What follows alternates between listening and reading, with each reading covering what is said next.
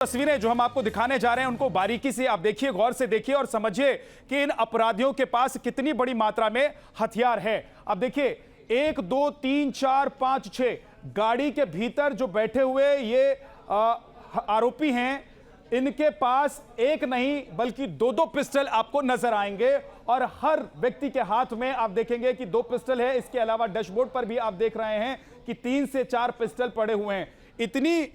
इतनी बड़ी तादाद में इनके पास ये हथियार है। कुल मिलाकर 14 हथियार इनके पास कार में मौजूद है और कार में सवार इन अपराधियों को कैसे देखिए आप ये गाने पर झूम रहे हैं। ये वही शूटर्स हैं जिन्होंने मूसेवाला हत्याकांड को अंजाम दिया। ये आरोप है। कार में पीछे 3 और आगे 2 शूटर बैठे हुए हैं। पीछे बैठे तीनों के पास 2 पिस्टल है, जबकि आगे बैठे हुए जो 2 शूटर हैं उनके पास 8 पिस्टल है। गाड़ी की डैशबोर्ड से लेकर शूटर के हाथ और गोद तक में केवल पिस्टल ही पिस्टल आपको दिखाई इस तस्वीर में दे रहे हैं। कुल मिलाकर 14 पिस्टल इन आरोपियों के हाथ में और गाड़ी में आप देख रहे हैं जो इस वीडियो में नजर आ रहे हैं। तो ये देखिए सचिन भिवानी हाथ में 2 पिस्टल। अब एक एक करके अब हम आपको दिखा रहे हैं कि एक एक जो आरोपी हैं उनके हाथ में देखिए कितने कितने पिस्टल हैं। बताया जाता है कि ये इस हत्याकांड में शामिल थे। अब देखिए अंकित सिरसा, इसके हाथ में भी 2 पिस्टल है और साथ में देखिए ये इशारा करता हुआ दिखा रहा है, बता रहा है कि इसके पास कितने सारे हथियार हैं। अब देखिए दीपक मुंडी, इसके हाथ में भी 2 पिस्टल आपको नजर आएंगे। तो गाड़ी के डैशबोर्ड पर आप जब देखेंगे तो वहां पर भी पिस्टल आपको दिखाई देगा। प्रियव्रत फौजी, इसके हाथ में ये वो जो नीली शर्ट में आपको टी शर्ट में दिखाई दे रहा है, इसके हाथ में भी 2 पिस्टल हैं और गाड़ी चलाता हुआ कपिल, हाथ में 2 पिस्टल इसके पास भी हैं, डैशबोर्ड पर रखता है और खुलेआम देखिए कैसे गाड़ी में बाहर बैठकर ये नुमाइश कर रहे हैं, लहरा रहे हैं हथियार और गाना बजाकर जश्न मना रहे हैं। ये है शूटर प्रियव्रत फौजी, इसके हाथ में भी आपको 2 पिस्टल नजर आएंगे। सचिन भिवानी, इसके हाथ में भी पिस्टल है। यानी कि गाड़ी में जितने भी शूटर बैठे हुए, जितने भी लोग बैठे हुए हैं, सबके हाथ में पिस्टल है और एक नहीं 2 पिस्टल ये अपने दोनों हाथ में रखे हुए हैं। इसके अलावा गाड़ी में आप देखेंगे तो वहां पर भी बड़ी संख्या में पिस्टल ये अपने पास रखे हुए हैं। ये वो वीडियो है जिसे देखकर आप अंदाजा लगा सकते हैं कि कैसे बेखौफ होकर ये गाड़ी में घूम रहे हैं। इनको इस बात का बिल्कुल डर नहीं है कि कहीं इनकी चेकिंग हो सकती है, कहीं ये पकड़े जा सकते हैं। ये शार्प शूटर हैं और इनके ऊपर जो आरोप है वो बेहद गंभीर आरोप है। मूसेवाला हत्याकांड में शामिल होने का आरोप है और ये वीडियो है जो ये दिखा रहा है कि ये कैसे हथियार लहराते हुए, हथियार लेकर खुलेआम सड़क पर गाड़ी से दौड़ रहे हैं, चल रहे हैं। कोई इनको देखने, रोकने, पकड़ने वाला नहीं है। हम आपको ये पूरा वीडियो दिखाएंगे, लेकिन पहले आपको बताते हैं कि मूसेवाला मर्डर केस में कौन कौन सा शूटर जो है वो शामिल है, जिसे आप तस्वीर में देख रहे हैं। एक एक करके आप देख रहे हैं कि देखिए कपिल, इसके अलावा प्रियव्रत फौजी, सचिन भिवानी, दीपक मुंडी, अंकित सिरसा, ये तमाम जो शूटर हैं वो इसी गाड़ी में मौजूद हैं। आप देखिए पीछे 3 लोग बैठे हुए हैं। दीपक मुंडी बैठा हुआ है। आगे ड्राइविंग वाली सीट की तस्वीर जब दिखाई देती है तो वहां पर भी आप देखेंगे कि एक शख्स बैठा हुआ है। ये प्रियव्रत फौजी है जिसके पास 2 हाथ में पिस्टल है, एक गोद में पिस्टल है। ये तमाम वो लोग हैं जो मूसेवाला के कातिल बताए जा रहे हैं। ये आरोपी हैं दीपक मुंडी, कपिल, अंकित सिरसा, प्रियव्रत फौजी और सचिन भिवानी।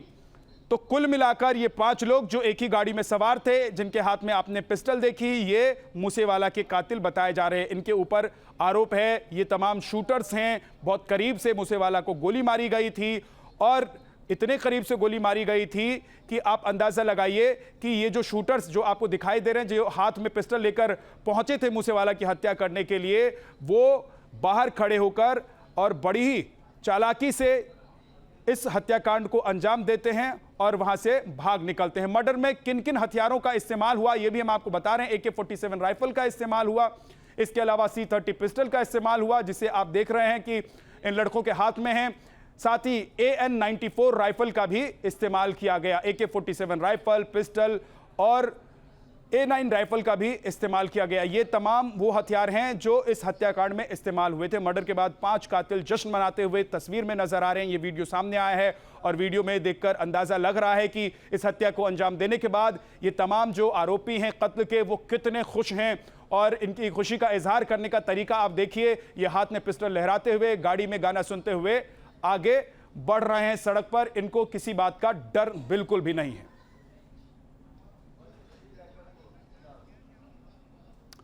रोमानुल्लाह खान हमारे साथ जुड़ गए हैं, सीधे उनके पास चलते हैं। हमारे सहयोगी रोमान, ये हम देख रहे हैं ये तमाम वो शूटर्स हैं जिनके ऊपर आरोप है हत्याकांड में शामिल होने का। खुलेआम एक नहीं 14 पिस्टल अपनी गाड़ी में हाथ में लेकर चल रहे हैं और किसी बात का खौफ इनको नजर नहीं आ रहा है।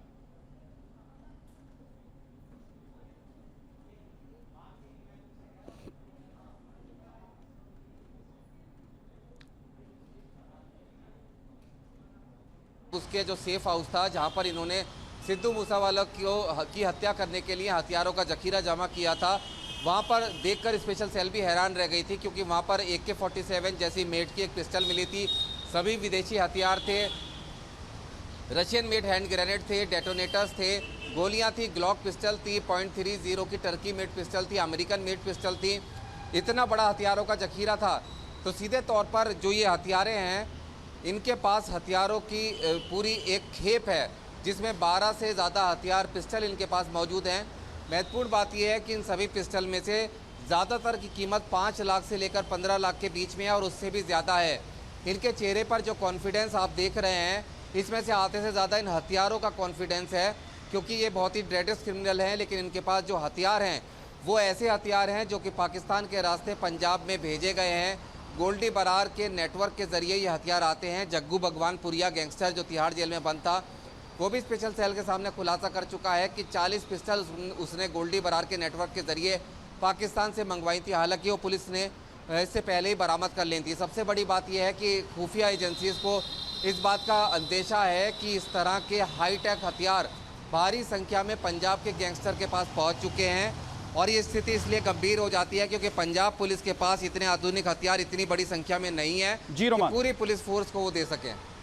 जी रोमान, तो रोमान बता रहे हैं कि जो हथियारों का जखीरा आप देख रहे हैं, इन हथियारों के पास ये कहां से आए, पाकिस्तान के रास्ते कैसे इन हथियारों तक ये हथियारों का जखीरा पहुंचा और इसे ये कैसे इस्तेमाल कर रहे हैं, बेखौफ होकर सड़क पर घूम रहे हैं। कॉन्फिडेंस बता रहे हैं रोमान कितना ज्यादा है कि इनको किसी बात का डर नहीं है। इनको पता है कि इनके हाथ में जो असला है, जो हथियार है, उसके जरिए किसी को भी मौत के घाट उतार सकते हैं। अब आपको एक एक कर शूटर्स के पास मौजूद पिस्टल की खासियत बताते हैं।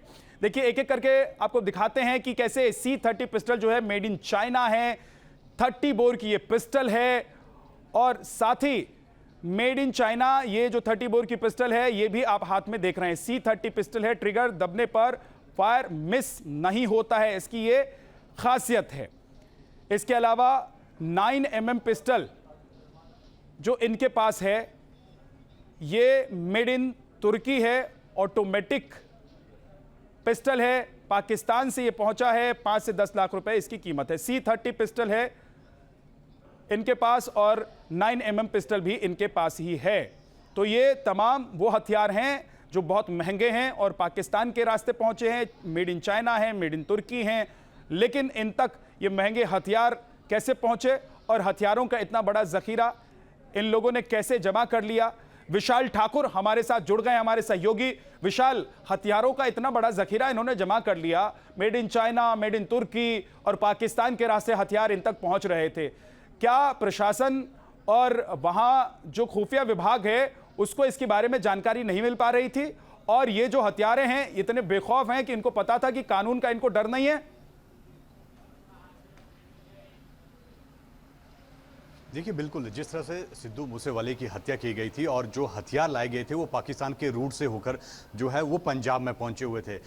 इससे पहले भी जब इंटेलिजेंस ब्यूरो के ऑफिस पर जब हमला किया गया था आरपीजी से, वहां पर हमला किया गया था, तो वो हथियार भी कहीं ना कहीं कहा जा रहा था कि पाकिस्तान से बॉर्डर के थ्रू जो है वो पंजाब में लाए गए हैं।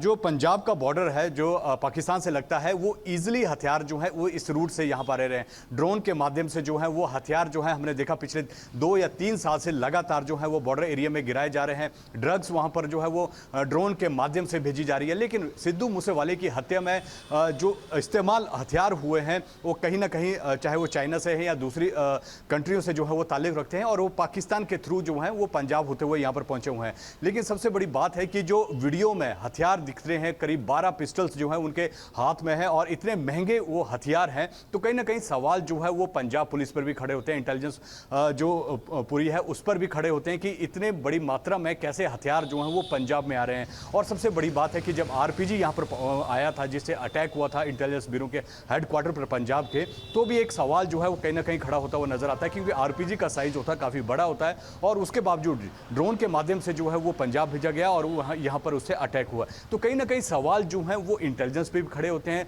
जो सुरक्षा एजेंसियां जो लगातार पंजाब में काम कर रही हैं उन पर भी सवाल खड़े हुए हैं कि इतनी भारी संख्या में हथियार कहाँ से आ रहे हैं। और जो सिद्धू मूसेवाले की हत्या के बाद जो वीडियो बनाया गया, गाड़ी में बेखौफ होकर जो है ये वीडियो बनाया गया है कि किस तरह से जो पंजाबी गानों पर लेकर जो है वो हथियार लहराए जा रहे हैं और उनके चेहरे पर कहीं भी ये खौफ नहीं था कि वो इतनी बड़ी वारदात को अंजाम देने के बाद जो है वो वहाँ से भाग रहे थे। और सबसे बड़ी बात यह है कि जब वारदात को अंजाम दिया गया, जब सिद्धू मूसेवाले को मार दिया गया, तो उसके बाद पंजाब पुलिस लेकर हर खुफिया एजेंसी जो थी वो सक्रिय हो गई थी, लेकिन उसके बावजूद भी पंजाबी गानों पर हथियार लहराना, गाड़ी में जाते हुए और खेतों से जाते हुए, तो कहीं ना कहीं सवाल तो ये उठते हुए यहाँ पर लाजमी है। लेकिन ये जो कॉन्फिडेंस दिखाई दे रहा है, ये जो खुली सड़क पर जीप में घूमते हुए हथियार लेकर दिखाई दे रहे लोग हैं, जो शूटर्स हैं, ये किनकी सरपरस्ती में पल रहे थे?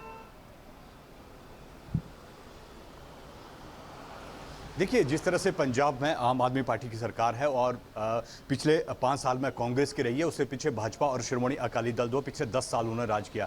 तो आम आदमी पार्टी का साफ तौर पर कहना है कि ये गैंगस्टर किसने पाले, किसने इनको पनाह दी, क्योंकि पिछले 10 से 15 साल में ही गैंगस्टरों का बढ़ावा जो है वो पंजाब में देखने को मिल रहा है। हालांकि आम आदमी पार्टी सरकार कह रही है कि हम गैंगस्टरों को बढ़ावा नहीं देंगे और जितना हो सके इन गैंगस्टरों को जो है पकड़कर यहाँ पर लाएंगे जहाँ जहाँ पर उनके केसेज हैं। चाहे आप लॉरेंस बिश्नोई की बात कीजिए, जब उसे मानसा कोर्ट में पेश किया गया था, उसके बाद उसे अमृतसर कोर्ट में भी पेश किया गया, वहां पर भी उससे एक मामले में पूछताछ की गई है। तो पंजाब पुलिस जो है इन गैंगस्टरों से हर मामले में जो पंजाब में दर्ज है उनसे पूछा जा रहा है।